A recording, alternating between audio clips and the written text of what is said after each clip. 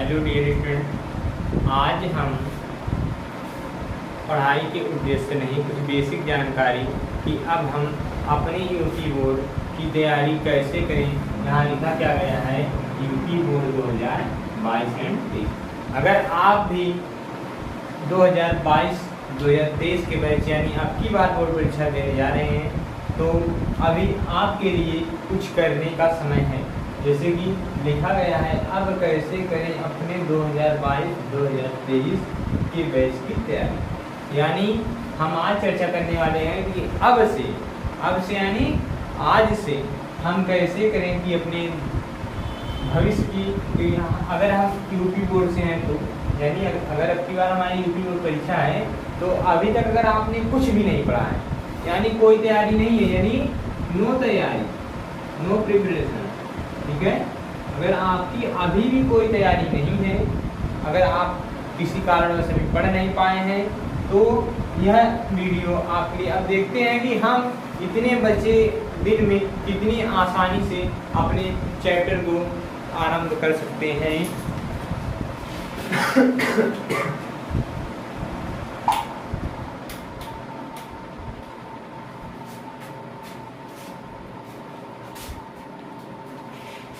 देखते हैं कि अभी हमारे पास कितना समय बचा है।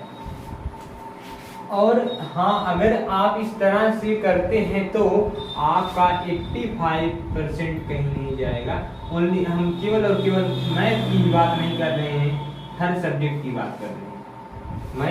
मैथ में तो 85 आएगा, अगर हम तो पढ़ाएंगे ही, लेकिन अन्य विषय में इसी तरह अगर आप तैयारी करते रहेंगे तो आपका इतना परसेंट कहीं नहीं जाएगा। और मेन बेस होता है यूपी यानी क्लास 10, क्या है ये आपका बेस है, यानी इसे आपको बहुत अच्छी तरह से पढ़ना है। अब देखते हैं, आज चर्चा करते हैं मैथ के बारे में कि मैथ की तैयारी हम कैसे करें। अब देखते हैं हमारे पास कितना समय बचा है। इधर हो गया सितंबर 24 तारीख, मान लेते हैं कल से ही ले लेते हैं, कल है 25, यानी इस माह में हम मान लेते हैं कितने दिन हमारे हैं, 5 दिन, ठीक। फिर अक्टूबर, नवंबर, दिसंबर, जनवरी, 4 मंथ ये हो गए। फिर 5 दिन ये फरवरी में, अक्सर 18 फरवरी से 18 के 20 फरवरी ले देते हैं, 20 के बाद ही परीक्षा होगी। परीक्षा किस दिन होगी, 20 फरवरी के बाद ही आपका टाइम टेबल आएगा बोर्ड परीक्षा का। अब इधर देख, 20 दिन ये, 5 दिन यानी 20, 5, 25 दिन ये, 4 3 12 यानी 120 दिन ये, यानी कितना 145 दिन आपके पास अभी भी पढ़ने का समय है।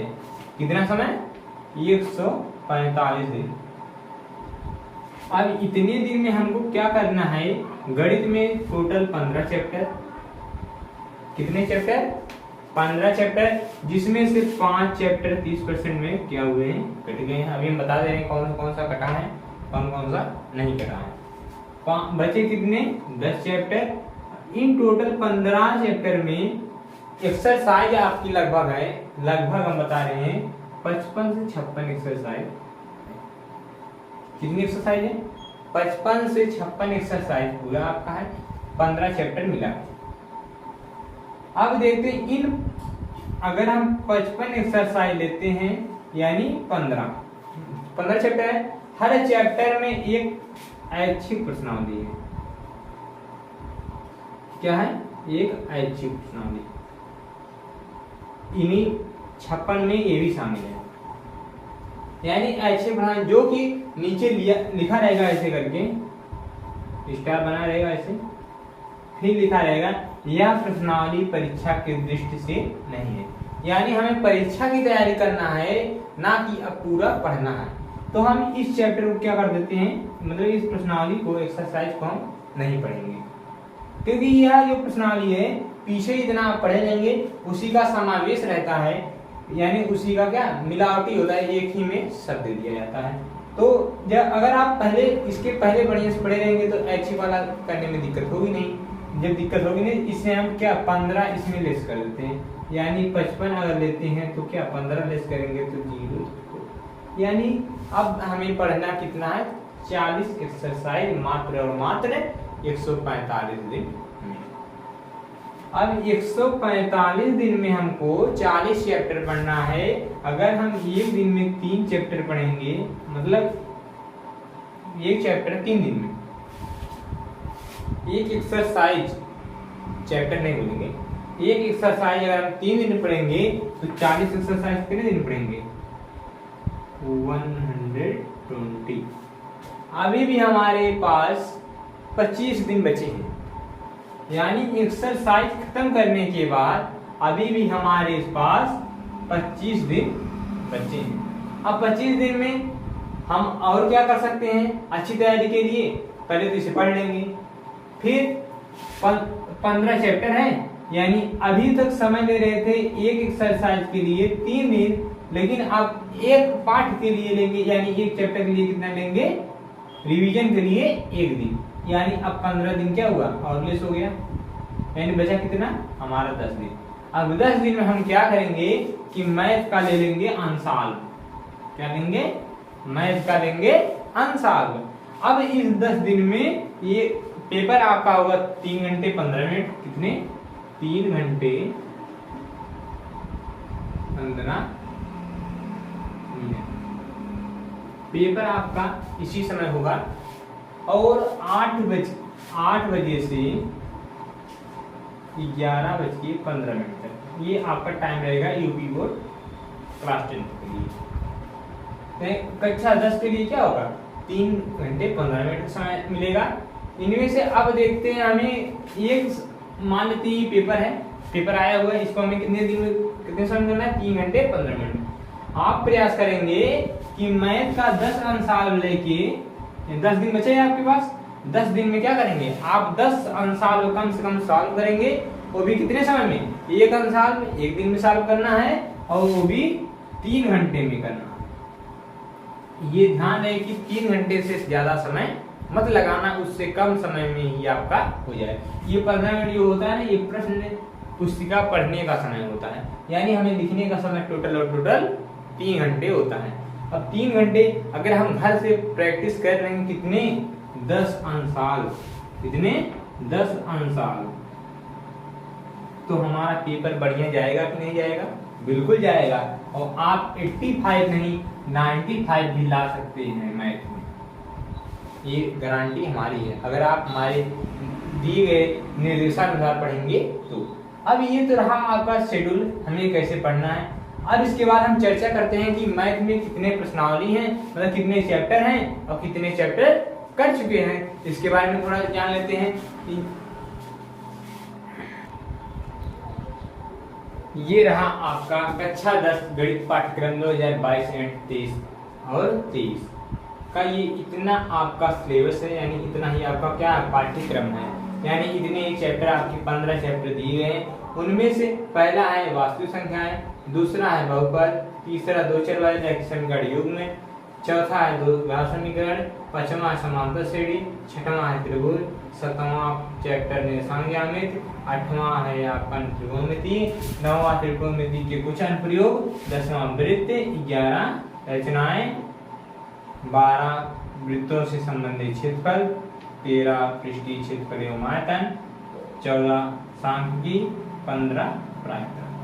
अब इसमें से हमें कुछ पाठ नहीं पढ़ना है, जैसे जो पूरा नहीं पढ़ना है हम पहले उसको बता दे रहे हैं, जो पूरा से कट गया है। पहला है जो बहुपद, दूसरा समांतर श्रेणी, तीसरा प्रायिकता। ये 3 चैप्टर पूरे से पूरे कट गए हैं, यानी ये इनको हमें पढ़ना नहीं है। अब अगर हम इनको नहीं पढ़ते हैं तो हमने क्या क्या फायदे होते हैं, क्या क्या नुकसान होते हैं, अब इसके बारे में जैसा पहले हम नुकसान पढ़ लेते हैं, क्योंकि पढ़ाई में नुकसान ज़्यादा जानकारी नुकसान के बारे में, कि नुकसान हमें क्या क्या होगा, मतलब फायदा तो बहुत होगा, लेकिन अगर नुकसान, एक नुकसान की वजह से हमारी पूरी लाइफ खराब हो सकती है। जैसे अगर हम इसमें दिया गया क्या बहुपद, अगर हम बहुपद नहीं पढ़ते हैं और आपने कक्षा 9 में भी बहुपद बढ़िया से नहीं पढ़ा है, तो आपको दो चर वाले रैखिक समीकरण युग्म में और द्विघात समीकरण में परेशानी होगी। क्या होगी? परेशानी होगी। इसीलिए हम कहते हैं कि अगर आपको दो चैप्टर में परेशानी होती है तो आप एक चैप्टर पढ़ ही लीजिए। यानी इसको अगर पढ़े रहेंगे तो ये दोनों चैप्टर आसान हो जाएगा आपके लिए।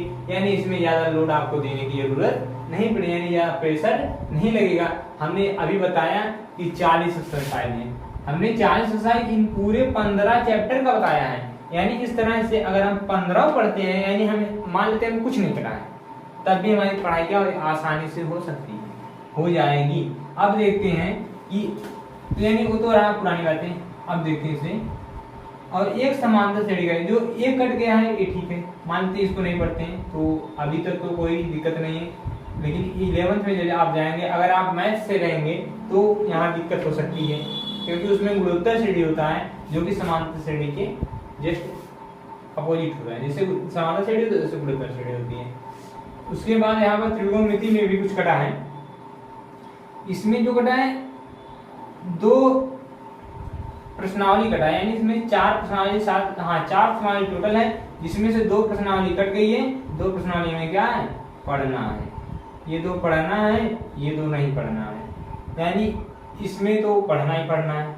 चलिए खैर इसे छोड़ देते हैं, यानी ये अभी हमें पढ़ना है। अब वृत्त में भी कुछ तो कुछ कटा है, कुछ नहीं कटा है। देखिए अगर ये पूरा भी काट देता, अगर ये पूरा काट देता तो हमें यहाँ दिक्कत होती। अध्याय 12 में वृत्त संबंधित क्षेत्रफल है, जब वृत्त नहीं पढ़े रहेंगे तो वृत्त संबंधित क्षेत्रफल हम ज्ञात नहीं कर पाएंगे। यानी अगर ये नहीं पढ़ेंगे तो इसमें समस्या होगी। यानी मान लेते हैं हमको ये नहीं कटा है, यानी इसको भी हमें पढ़ना है। फिर इसके बाद प्रायिकता। प्रायिकता देखिए कक्षा 9 में, 10 में, 11th में, 12th में। ये ऐसा चैप्टर है कि ये चारों क्लासों में पाया जाता है, चारों कक्षा में पाया जाता है। अगर आप प्रायिकता यहाँ नहीं पढ़ 9 में अगर पढ़े हैं, अगर 10 में नहीं पढ़ते हैं तो 11th में आपको समस्या होती है। अगर आप मैथ ग्रुप लेते हैं तो मेरा यही सुझाव है कि आप सभी लोग क्लास 11 से बायो ना लेके मैथ लीजिएगा। अक्सर बच्चे क्या करते हैं, प्रैक्टिकल की वजह से, हमारा सुझाव क्या है मैथ लेना, लेकिन अक्सर बच्चे क्या करते हैं कि इसमें प्रैक्टिकल आपको बायो फिजिक्स केमिस्ट्री मिला के 90 नंबर होता है, और इसमें मैथ में प्रैक्टिकल नहीं होता, इसलिए क्या होता है 60 नंबर। अक्सर बच्चे नंबर बढ़ाने के चक्कर में वो क्या लेते हैं बायो। लेकिन आपको पता होगा बायो से लोग डॉक्टर बनते हैं, ठीक, लेकिन इनसे इंजीनियर बनते हैं। क्या बनते हैं? इंजीनियर। एक बात इंजीनियर ही नहीं, मैथ से आपके लिए सभी ब्रांचेस खुले हुए हैं। यानी आपके रास्ते सभी, चाहे इधर से आप हो जाओ टर्न ले लो। यानी क्या करते हैं हम, इधर जाना इधर, इधर जाना इधर, हमें क्या करना, हम चले जाते हैं। क्यों? क्योंकि हम मैथ से लिए हैं। लेकिन बायो से सीधे सड़क गई कहाँ तक, जहाँ तक डॉक्टर वो ना बन जाए वहीं तक इनकी सड़क गई है। यानी इनके लिए एक रास्ता है, इनके लिए क्या है, इधर भी हर जगह मोड़ है। यानी चाहे जिस ब्रांच में ये घुस सकते हैं, यानी प्रवेश करते हैं। यानी इनकी, और अक्सर हम देखते हैं ना, चाहे बिना कंपटीशन लेवल, कंपटीशन लेवल में 20 से 30 नंबर क्या होता है, 20 से 30 नंबर ये आपका मैथ रहेगा ही रहेगा। बायो ना रहे चलेगा, लेकिन मैथ तो अनिवार्य रूप से होना है। और मैथ के साथ साथ रीजनिंग भी होती है, वो भी 20 नंबर की होती है। यानी अगर हम 20 देते हैं तो 40 नंबर मैथ से हमारा यहाँ से क्लियर हो जाता है।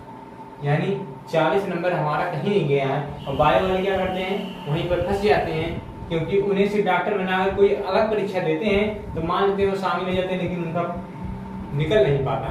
यानी वो कंपटीशन को बीट नहीं कर पाते हैं। क्यों? क्योंकि वो मैथ से नहीं है, यानी उनको मैथ थोड़ा कठिन लगता है। इसलिए मैं चाहूंगा कि आप सभी लोग 11 और 12 में क्या लें, मैथ लें। अब इसके बाद हम चर्चा करने जा रहे हैं, कितने तो चैप्टर थे, कितने कट गए, ठीक। अब हमको पढ़ाई इसी उद्देश्य से करना है, किस दिन से, यानी कल दिनांक है 24, आज 24 है, कल होगी 25। हम कल 25 तारीख से वास्तविक संख्या पढ़ने जा रहे हैं। क्या? वास्तविक संख्या।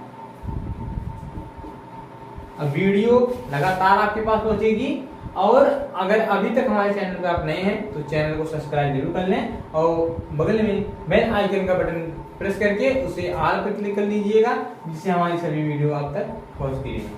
तो धन्यवाद।